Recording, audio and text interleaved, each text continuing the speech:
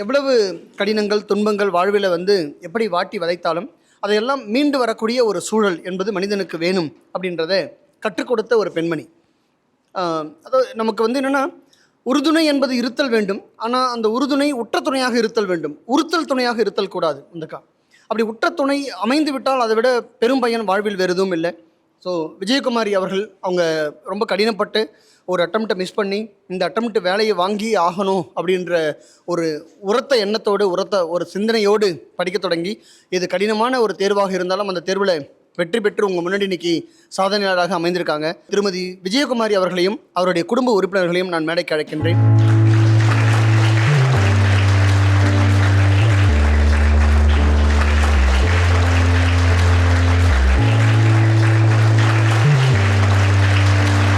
விஜயகுமாரியை பற்றி ஒரு சில இது சொல்லணும். அந்தக்கா என்னென்னா, நம்ம டெஸ்ட்டு வைப்போம், கஷ்டமாக இருக்கும், மதிப்பெண் எடுக்க முடியாமல் அழும். அந்தக்கா எனக்கு நான் இவ்வளோ படிக்கிறேன், நான் நிறைய படிச்சுட்டு வந்தால் எக்ஸாமுக்கே வரேன், ஆனால் என்னால் மார்க் மட்டும் எடுக்க முடியல அப்படின்னு விஜயகுமாரி அவனுடைய தோழி சங்கீதா இருப்பாங்க.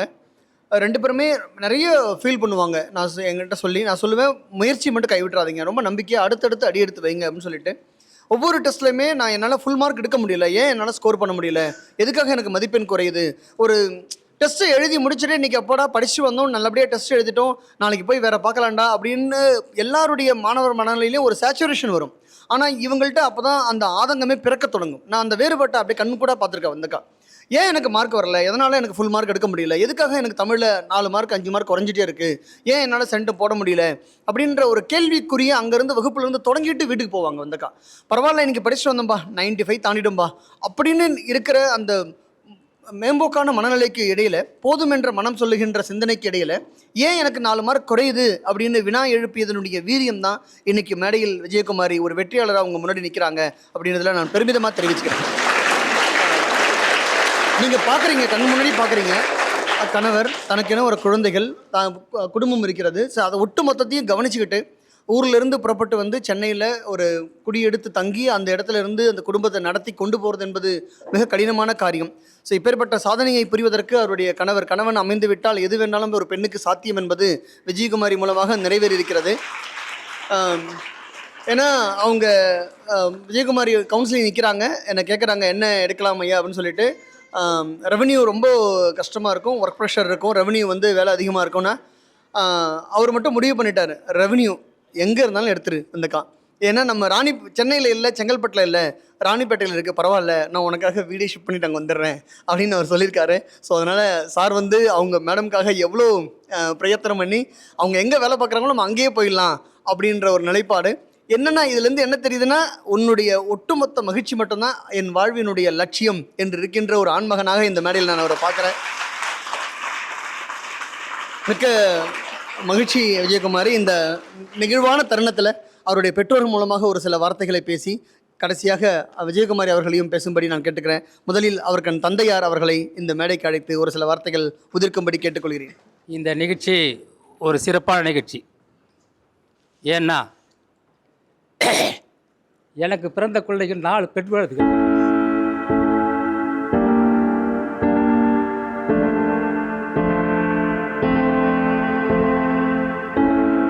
அவர்களுக்கு ஒரு பெண் ஒரு வீட்டில் படித்துவிட்டால் அந்த குடும்பம் ஒரு உயர்வடைந்துவிடும் என்ற ஒரே நோக்கத்தோடு ஒவ்வொருவரும் degree, engineer Vijayakumari, BSc BEd, அடுத்தவங்க ஐடிஐ, அடுத்தவங்க ஜெயம் பிகாம், அனைவருக்கும் டிகிரி கொடுத்திருக்கிறேன்.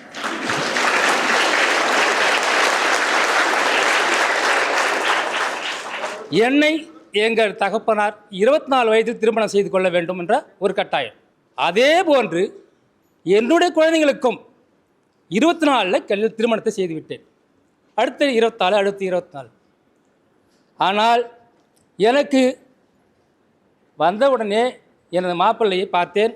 எனக்கு பிள்ளையாகவும் மருமகனுக்கு மருமகனாகவும் இன்று இந்த வெற்றிக்கு நான் அதிக காரணமில்லை. எனது மகனுக்கு மகனாகவும் பிள்ளைக்கு பிள்ளையாகவும் இருக்கின்ற எனது மருமகன்தான் இந்த வெற்றிக்கு காரணம் அவருக்கு கோடான கோடி நன்றியை நான் இந்த நேரத்தில் தெரிவித்துக் கொள்கிறேன். அதே போன்று அதற்கு டீச்சிங் நடத்திய அந்த ஆசிரியர்களுக்கும் சக மாணவர்களாகிய உங்களுக்கும் இந்த நேரத்தில் நான் நன்றி கொள்கிறேன். நீங்கள் படிக்க வேண்டியது உண்மையாக படியுங்கள், கான்ஃபிடண்டாக படிங்கள், நாம் வெற்றி பெறுவோம் என்ற ஒரு எண்ணத்தோடு படிங்கள். நெகிழ்வான தருணம் இது. ஒரு தந்தையாக இருந்த ஒரு எவ்வளோ ஒரு எமோஷ்னல் சுச்சுவேஷன் இது வந்தக்கா. ரொம்ப அற்புதமாக அவர் சொன்னார் அவருடைய சூழ்நிலை எப்படி கடந்து வந்தாங்கன்னு சொல்லி.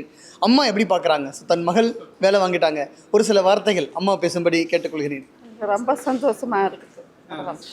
மனைவி அமைவதெல்லாம் இறைவன் கொடுத்து வரும் என்பது பழைய வாக்கு. கணவன் அமைவதெல்லாம் இறைவன் கொடுத்து வரும் என்பது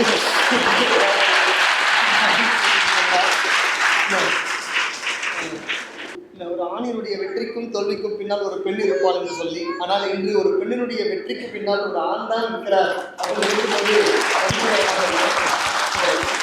ஐயா அவர்கள் நடுவில் அழைக்கிறேன்.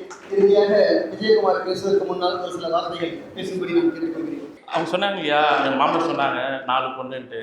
ஆனால் அதோட ஹைலைட் என்னன்னா, நான் 5ஆம் ஒரு பையன், எனக்கு மாதிரி 4 அக்காங்க.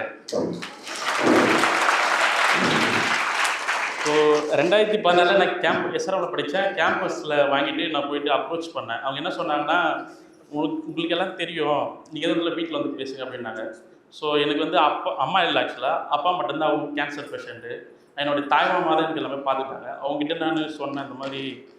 அம்மா சொன்னேன். அவங்க 24 வயசில் என்னடா கல்யாணம் கேட்குது அப்படின்னு சொல்லிட்டு அவர் சொன்னார். இல்லைப்பா, எங்களுக்கு ஒரு வேலை இருக்குது, நான் சமாளிச்சுப்போம் அப்படின்னேன். சரி வந்து பேசினாங்க.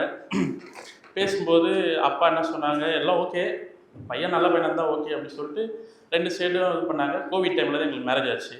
அதுக்கப்புறம் மேரேஜுக்கு அப்புறம் நாங்கள் சென்னையில் தான் படித்தேன். ஸோ அந்த சென்னைக்கு ஷிஃப்ட் பண்ணி கூப்பிட்டு வந்துட்டேன். அதுக்கப்புறம் ஒரு மேரேஜ் ஆகிட்டாலே அடுத்தது வந்து ஒரு நல்லது வரும், கெட்டது வரும், எல்லாம் போய் ஆகணும். இதுலேயே இங்கே நிறைய பேர் வந்து மேரேஜ் ஆன லேடிஸ் இருப்பீங்க. ஆக்சுவலாக நம்ம ஜென்ஸும் இன்னும் 30 வயசு கடந்தும் மேரேஜ் ஆகாமல் இருப்பீங்க. ஒரு கல்யாணத்துக்கு போகிறீங்க, ஒரு காது குத்துக்கு போகிறீங்கன்னா இந்த பர்டிகுலராக ஒரு கேங் இருக்கும், சொந்தக்கார கேங்குன்னு சொல்லிட்டு ஒன்று. அது உங்களை மேலேருந்து கீழே வரைக்கும் ஸ்கேன் பண்ணும். ஆக்சுவலாக அந்த கேங்கை நீங்கள் கிராஸ் பண்ணி வர்றதே அந்த ஃபங்க்ஷன் முடிகிற வரைக்கும் பெரிய விஷயமா இருக்கும். ஸோ இதனாலேயே என்னுடைய ஒய்ஃபு எந்த ஒரு ஃபங்க்ஷனாக கூப்பிட்டு போக மாட்டேன். எந்த அவமானமாக இருந்தாலும் அசிங்கமாக இருந்தாலும் பரவாயில்லாம நான் பார்த்துக்கிறேன், நீ ரொம்ப சென்சிட்டிவ், எதனா ஒன்று சொல்லிட்டா நான் உடனே அழுவேன், இதுக்கு தேவை சொல்லிட்டு என் வீட்டு சைடு நான் எந்த ஃபங்க்ஷனுக்கு இது வரைக்கும் வரல. அவங்க வீட்டு சைடு ஃபங்க்ஷன் மட்டும் நான் கூப்பிட்டு போவேன். எல்லோரும் சொல்லுவாங்க, எதையும் கண்டுக்க மாட்டேன், எனக்கு எதுங்க சொல்லிட்டு நான் வந்து கவனம் வந்துடுவேன். ஆக்சுவலாக ஸோ இது மாதிரி போயிட்டு இருக்கும்போது போன குரூப் 2024 என்னாச்சுன்னா, பதட்டம் பயத்திலே வந்து இவங்க வந்து மிஸ் பண்ணிட்டு வந்துட்டாங்க. மிஸ் பண்ணிட்டு வந்ததுக்கப்புறம் அதுக்கப்புறம் என்ன பண்ணுறது ஏது பண்ணுறது அப்படின்னு சொல்லி சொன்னாங்க. இவங்க என்ன சொன்னாங்க, இல்லைம்மா வேறு என்ன சென்டர் மாதிரி பார்க்கலாம் அப்படின்னு ஒரு ஐடியா என்கிட்ட வச்சாங்க. நான் என்ன சொன்னேன், 2019 பிஃபோர் மேரேஜுக்கு முன்னாடி இந்த சென்டரில் இவங்க ஜாயின் பண்ணாங்க. இந்த 2020 கால் ஃபார் விட்டாங்க. அப்போ வந்து தாம்பரத்தில் தான் இவங்க போயிட்டு வந்திருந்தாங்க. நான் வந்து பிக்கப் ட்ராப் எல்லாமே நான் வந்து கூப்பிட்டு போய் விடுவேன். அப்போ ஐயா ஒரு முறை வந்து வெளியே நின்று ஃபோன் பேசிட்டு இருந்தாங்க. அப்போ வந்து இந்த மாதிரி சொன்னாங்க, அம்மா வந்து ஐயா கிட்ட வந்து பேசுறியா அப்படின்னாங்க. ஐயா கிட்ட நான் எதுக்கு பேசணும், போக்குறாங்க உங்களை போயிட்டு ஐயா கிட்ட என்ன பேச முடியும், நீ ஒரு நாள் ஜெயிப்ப, அப்போ நம்ம பேசிக்கலாம் அப்படின்னு. நான் ஹெல்மெட்டை கைட்டவே மாட்டேன். நான் இவங்க சென்டரில் யாருக்கும் எனக்கு தெரியக்கூடாது அப்படின்றதுக்காக, நீ ஜெய், அன்றைக்கி நான் வந்து கெத்தாக நிற்கிறேன் அப்படின்னு சொல்லிட்டு சொல்லுவேன். ஆக்சுவலாக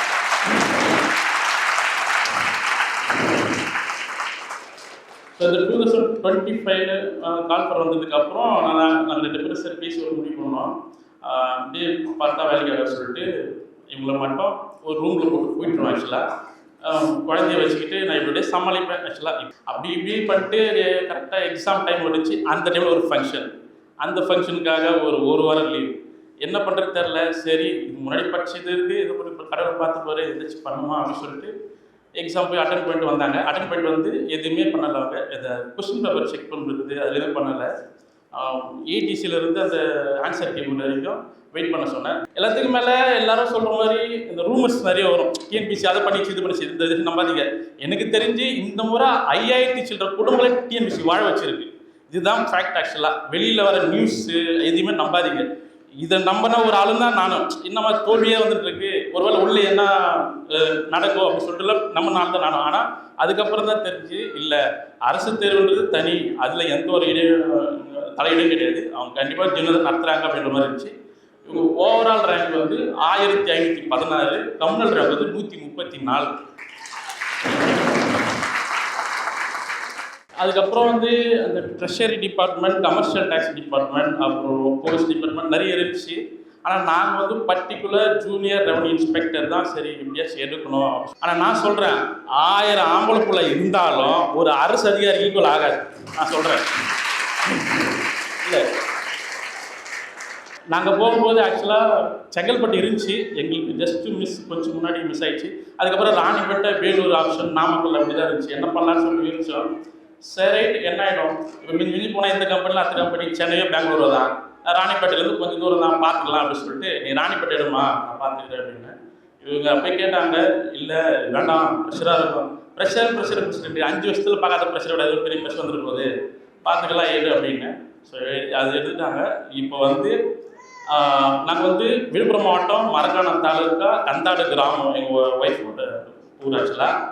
அந்த ஊரில் இதுக்கு முன்னாடி அதை வடிவில் போகிற சொன்னாங்க, அதை பாரு இப்போ ஆரை அப்பா போகிறார் அப்படின்னு சொல்கிறாங்க. இதுதான் அவங்க அப்பாவுக்கும் என் மாமனாருக்கும் வாங்கி கொடுத்துருங்க. ஆக்சுவலாக எனக்கு தெரிஞ்சு லேடிஸு தயவு செஞ்சு நம்பிக்கை விட்டுறாதீங்க. உங்களுக்கு வந்து அப்பாவோ அண்ணனோ இல்லை கணவரோ யாராக இருந்தாலும் சரி சப்போர்ட் கண்டிப்பாக பண்ணுவாங்க. அதை யூஸ் பண்ணி நம்பிக்கை விட்டுறாதுங்க. இந்த வர கமெண்ட்ஸை இந்த காதில் வாங்கி அந்த காதில் விட்டுருங்க. எதை பற்றி யோசிக்காதீங்க. நீங்கள் கண்டிப்பாக போராட்டிங்கன்னா உங்களுக்கு லைஃப்பில் வெற்றி வரும். நன்றி.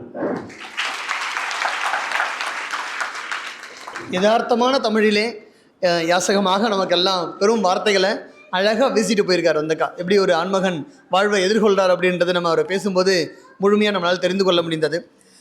விஜயகுமாரி பேசுவதற்கு முன்னால் அவருடைய சகோதரியும் இங்கே கூட வந்திருக்காங்க. அது விஜயகுமாரியை வந்து கௌரவிக்கின்ற அந்த நிகழ்வை பார்க்கும்போது தன் சகோதரி தன்னை அறியாமல் ஒரு கண்களிலே அவர் கண்கள் குளமாகி ஆனந்த கண்ணீர் அது வந்தக்கா. அப்படி அழுது அப்படி பார்க்குறோம் நம்ம வந்து. சரி, அப்படி என்ன தான் அவங்களுக்குள்ளே இருக்குது அப்படின்னு ஒரு சில வார்த்தைகள் அவங்க பேசும்படி கேட்டுக்கொள்கிறேன். அதனைத் தொடர்ந்து விஜயகுமாரி உங்கள்கிட்ட பேசுவாங்க. வந்தக்கா நிறைய ஸ்ட்ரகிள்ஸை தாண்டி வந்திருக்காங்க. வீட்டு பக்கத்தில் யார் யாருன்னா பேசுகிறாங்க எல்லாமே எங்களுக்கு தெரியும். எல்லாருக்கும் இருக்கக்கூடியது தான் வந்தக்கா. ஸோ அவங்க கடந்து வந்த பாதை, அவங்களுக்கு நிறைய கடினங்கள் இருக்குது. உற்றாருடைய வார்த்தைகள், உறுத்துகின்ற சொற்கள், இதெல்லாம் கடந்து வந்ததால் அந்த எமோஷன் இங்கே அவங்களால பகிர்ந்து கொள்ள முடியுது. விஜயகுமாரி இது எப்படி கடந்து வந்தாங்க, அவங்க எப்படி இன்றைக்கி ஒரு சாதனையாளராக நிற்கிறாங்க அந்தக்கா. ஸோ அவங்க சார் சொன்னார் இல்லையா, அவருடைய வாழ்க்கை தொடங்கியதே ஒரு கோவிட் சுச்சுவேஷனில் தான் தொடங்கியிருக்கு. அது எவ்வளோ ஒரு கொடூரமான சூழல் அப்படின்றது உங்கள் அனைவருக்கும் அறிந்த உண்மை. அந்த சூழலை திருமணமாகி பின்பு படிக்க தொடங்கி அதனைத் தொடர்ந்து அவங்க வெற்றி பெற்று இன்றைக்கி வேலையில் போயிருக்காங்க. ஸோ ரெவன்யூ டிபார்ட்மெண்ட் சூஸ் பண்ணியிருக்காங்க வந்தக்கா. குடும்பம், குழந்தைகள், இதுக்கெல்லாம் தாண்டி அவங்க வெற்றி பெறுவதற்கு அவருடைய கணவன் என்னதான் உறுதுணையாக இருந்தாலும் கூட அவருடைய மனம் ஒரு உரிமை வேட்கை, ரொம்ப உண்மையான ஒரு வேட்கையை முழுவதுமாக பிடித்து தொங்கியதன் காரணமாக தான் இன்றைக்கி வருவாய்த்துறையில் வேலை இருக்காங்க. அப்பேற்பட்ட சூழ்நிலையில் விஜயகுமாரி அவர்களை ஒரு சில வார்த்தைகள் பேசும்படி கேட்டுக்கொள்கிறேன். ஆக்சுவலாக நான் 2017 பாஸ்ட் அவுட். நான் ஒரு 2 இயர்ஸ் வந்துட்டு ஒர்க் பண்ணிகிட்டு இருந்தேன். வீட்டோட சுச்சுவேஷனால் சரி ஜாப் போகலாம் அப்படின்னு. அப்போது வந்து டிஎன்பிசின்ற அவேர்னஸ் எனக்கு இல்லை. வீட்டில் கஷ்டம், வேலைக்கு போகணும், சம்பாதிக்கணும், அது மட்டும்தான் இருந்துச்சு. அதுக்கப்புறம் ஒரு ஸ்டார்ட் அப் கம்பெனியில் தான் சாஃப்ட்வேர் இன்ஜினியர் ஜாயின் பண்ணேன். போயிட்டு இருந்து அதுக்கு ஆனால் இருந்தாலும் எனக்குள்ளே வந்துட்டு அப்பாவுக்கு ஏதாச்சும் ஒன்று பண்ணணும் அது மட்டும்தான் என் மைண்டில் ஓடிட்டு இருந்தது.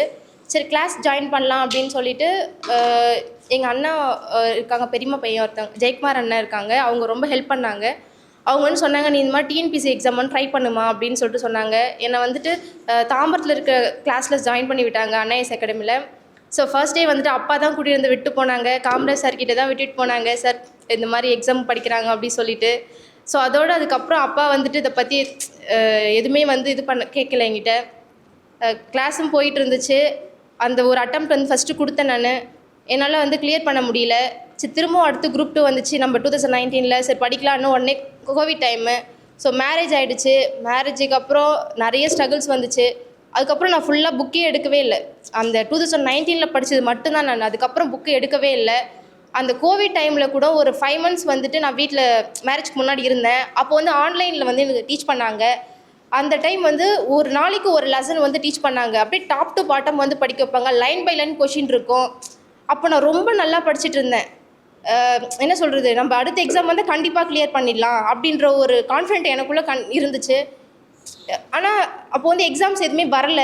அப்புறம் என்ன பண்ணுறது, அதுக்கப்புறம் மேரேஜ் அரேஞ்ச் ஆகிடுச்சு. அப்புறம் முடிஞ்சு குழந்தை அப்படியே போனதுக்கப்புறமும் எக்ஸாம் ஏதாச்சும் எழுதிடணும் அப்படியே தோண்டிகிட்டே இருந்துச்சு.